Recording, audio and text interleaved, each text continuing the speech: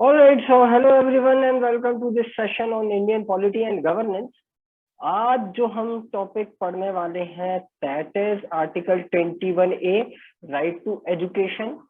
हमने अपने previous lectures में ये डिस्कस किया था कि आर्टिकल 21 जो है right to life and liberty को जो प्रोवाइड करता है वो एक बहुत ही इम्पोर्टेंट, बहुत ही सिग्निफिकेंट राइट है।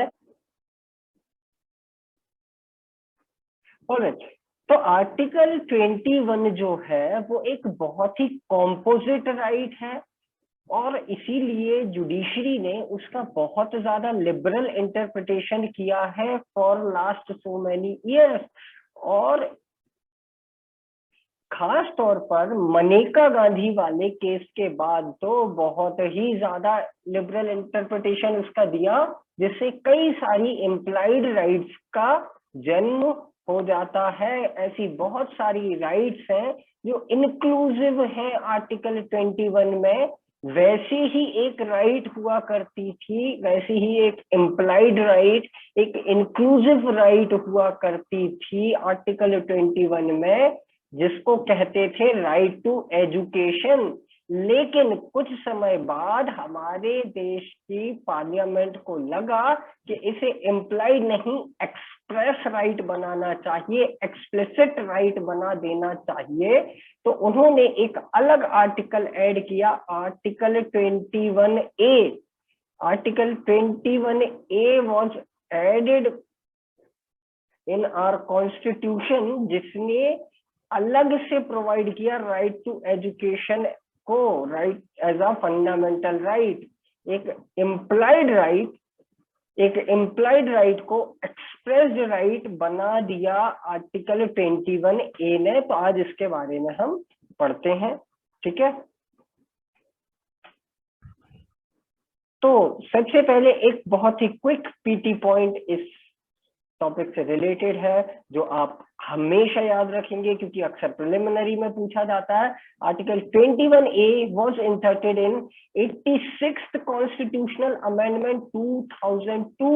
2002 के अमेंडमेंट के बाद ये ऐड किया गया कॉन्स्टिट्यूशन में, ठीक है। And as I said before 2002 ये एक इम्प्लाइड राइट था, एक इम्प्लिसिट राइट था जो आर्टिकल 21 के वर्च्यू से प्रोवाइड किया गया था। तो क्या कहता है article 21A? Article 21A declares that the state किसकी ड्यूटी है? ये स्टेट की ड्यूटी है। The state shall provide free and compulsory education. Free and compulsory, इन दो टर्म्स पर बहुत ज्यादा ध्यान देने की जरूरत है। फ्री और कंपल्सरी, ठीक है। फ्री और कंपल्सरी एजुकेशन प्रोवाइड करेगा स्टेट, किसको? For children of age 6 to 14 years. कितने साल के बच्चों को? 6 साल से लेके 14 साल की उम्र तक के बच्चों को free and compulsory education provide करेगा स्टेट। ये बात कह रहा है आर्टिकल 21, ठीक है। आर्टिकल 21 ये बात कह रहा है कि स्टेट 6 से लेके 14 साल तक के बच्चों को फ्री और कंपल्सरी एजुकेशन प्रोवाइड करेगा, ठीक है। तो इसमें बहुत ध्यान देने वाली बात ये है कि ये सिर्फ एलिमेंट्री एजुकेशन को इंक्लूड करता है, ना कि हायर एजुकेशन। इंजीनियरिंग पढ़ना है, मेडिकल पढ़ना है, लॉ पढ़ना है, मैनेजमेंट पढ़ना है, बीए करना है, बीएससी करना है, व्हाटएवर, उन सब की बात ये नहीं कर रहा है। ये सिर्फ एलिमेंट्री एजुकेशन की बात कर रहा है। सवाल आता है क्यों सिर्फ एलिमेंट्री एजुकेशन? तो भाई जितने रिसोर्स हमारे पास अवेलेबल होंगे हमारे, यानी कि स्टेट के पास अभी इतने रिसोर्सेज नहीं है कि वो हायर एजुकेशन फ्री में प्रोवाइड कर सके लोगों को, इसलिए एलिमेंट्री एजुकेशन की ये बात कर रहा है। ये बात आपको ध्यान रखनी है, ठीक है। अच्छा, इसी तरह का एक प्रोविजन पहले भी हमारे कॉन्स्टिट्यूशन में था, वो था आर्टिकल 45 में। आर्टिकल 45 पार्ट 4 में प्रोवाइडेड है, ठीक है। Part 4 provides for directive principles of state policy. Directive principle of state policy एक तरह की गाइडलाइन, एक तरह की इंस्ट्रक्शन, एक तरह के डायरेक्टिव्स हैं स्टेट के लिए कि जब स्टेट पॉलिसी बनाएगा तो वो किन बातों को ध्यान में रखेगा। वो होती है डीपीएसपी या फिर directive principles of state policy, जो कि पार्ट 4 में प्रोवाइडेड है, ठीक है। तो डीपीएसपी में फ्री और कंपलसरी एजुकेशन का प्रोविजन पहले भी था, ठीक है। जैसा मैंने कहा कि ये एक तरह की एम्प्लॉयड राइट थी, तो वो राइट कहीं ना कहीं 45 से आती थी। हाउएवर पार्ट 4 जो होता है, पार्ट 4 यानी कि डीपीएसपी, वो नॉन जस्टिसिएबल इन नेचर है, इट इज नॉन एनफोर्सिएबल। वो किसी कोर्ट ऑफ लॉ में आप एनफोर्स नहीं करा सकते हो, ये बात मैंने पहले भी बताई थी।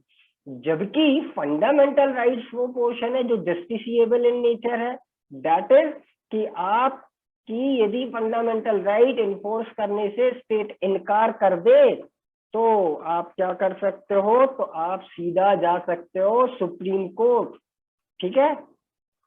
तो अब आर्टिकल 45 क्या कहता है, आइए हम देखते हैं। अब आर्टिकल 45 कहता है the state shall endeavour to provide early childhood care, ठीक है, ध्यान दीजिएगा इस टर्म पर, early childhood care and education for all the children until they complete age of 6 years, ठीक है। 6 साल तक की उम्र जब तक कोई बच्चा कंप्लीट ना कर ले, उसके लिए अर्ली चाइल्डहुड केयर और एजुकेशन देने की रिस्पॉन्सिबिलिटी आर्टिकल 45 स्टेट पर डाल रहा है, ठीक है। क्या अंतर है दोनों में? 21 जो है वो आफ्टर 6 इयर्स की बात कर रहा है, टिल 14 इयर्स ऑफ एज, और आर्टिकल 45 टिल 6 इयर्स की बात कर रहा है, ठीक है। 6 साल तक की उम्र की बात कर रहा है। बिफोर दैट क्या होगा? बिफोर दैट स्टेट की ड्यूटी है ये, लेकिन ये ड्यूटी जो है वो नॉन जस्टिसिएबल है, ठीक है। इसके अलावा 86th अमेंडमेंट ने एक और स्पेशल चीज ऐड की थी, वो था 51A के। 51A में जो है fundamental duties of Indian citizen provide की गई है। इंडियन सिटीजन्स की क्या क्या ड्यूटी है अपनी कंट्री के टूवर्ड्स, अपनी सोसाइटी के टूवर्ड्स, ठीक है, और दूसरे फेलो सिटीजन के लिए क्या ड्यूटीज हैं, वो 51A में प्रोवाइडेड है, जो कि होता है पार्ट 4A, ठीक है। पार्ट 4A ये भी बाद में एड ऑन हुआ था। अगेन फंडामेंटल ड्यूटीज जो है वो नॉन जस्टिसिएबल है, ठीक है, नॉन जस्टिसिएबल है ये,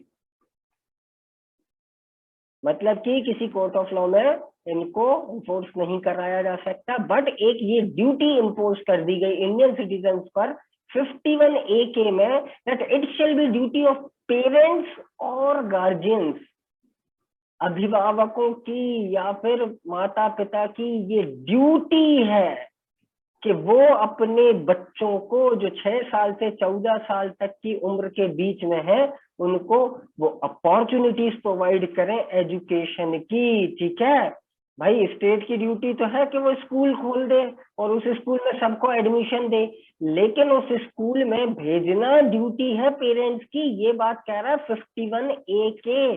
बड़ी इंपॉर्टेंट बात है, स्टेट के साथ साथ पेरेंट्स को भी ड्यूटी बाउंड कर रहा है ये आर्टिकल 51A के। तो ये 3 प्रोविजंस हैं एजुकेशन से रिलेटेड हमारे कॉन्स्टिट्यूशन में, जिसमें सबसे इंपॉर्टेंट है आर्टिकल 21A जो कि ऐड हुआ था 86th अमेंडमेंट 2002 में, ठीक है।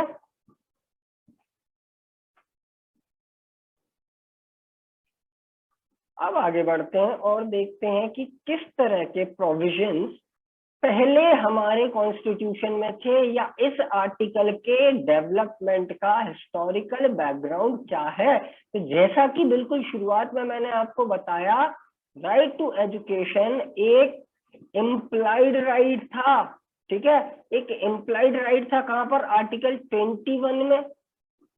ये बात सबसे पहले ऑनरेबल सुप्रीम कोर्ट ने कही थी Mohini Jain versus state of Karnataka 1992 के केस में, ठीक है।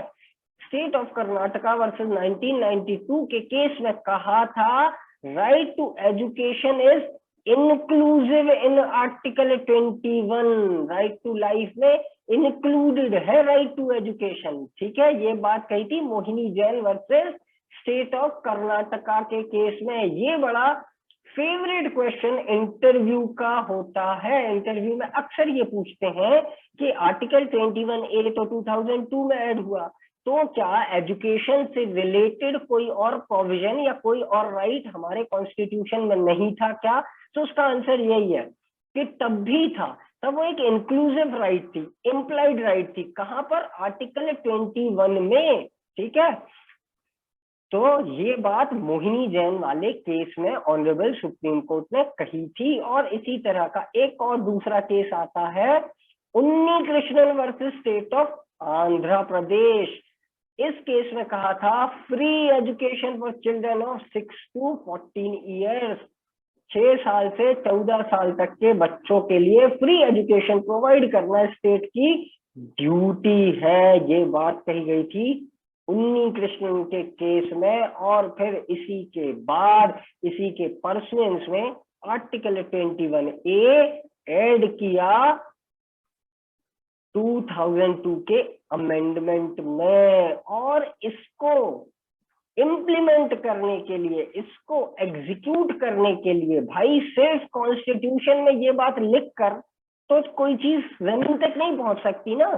सिर्फ कॉन्स्टिट्यूशन में लिख दिया कि फ्री एंड कंपलसरी एजुकेशन होगी तो क्या पूरा देश शिक्षित हो जाएगा, एजुकेट हो जाएगा, या सारे बच्चों को शिक्षा मिल जाएगी? ऐसा तो नहीं हो सकता। उसके लिए एक पूरा मॉडल बनाना पड़ेगा, पूरा मैकेनिज्म बनेगा, पूरा पॉलिसी लेट डाउन करनी पड़ेगी। तो वो पॉलिसी लेट डाउन हुई थी 2009 में, जिसका नाम था right of children to free and compulsory education act, जिसको RTE एक्ट भी कहते हैं, ठीक है।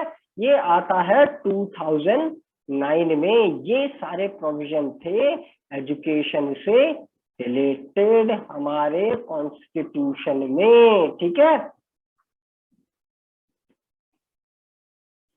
ठीक है भाई, समझ में आया ये?